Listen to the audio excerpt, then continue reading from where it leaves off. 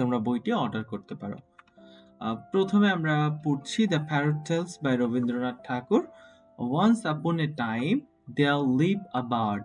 Once upon a time, একদা এক সময় ছিল, দেয়ার লিভ সেখানে বাস করত, এ বার্ড একটি বার্ড মানে পাখি, অর্থাৎ একদা একটি পাখি বাস করত। ইট ওয়াজ আনলেটার্ড, ইহা ছিল অশিক্ষিত। আনলেটার্ড মানে হচ্ছে অশিক্ষিত। ওয়াজ হচ্ছে পাস্ট ফর্ম। তো ইট সাং, ইহা গান গাইতো, but could not recite a word of scripture. Scripture মানে শাস্ত্র, এ ওয়ার্ড মানে একটিও, তার মানে রিসাইট মানে হইল যে উচ্চারণ করা, রিসাইট করা, উচ্চারণ করা। এটা পারতো না শাস্ত্রের কোনো শব্দ রিসাইট করতে, উচ্চারণ করতে। It hopped and it flew. It hopped মানে এটা হচ্ছে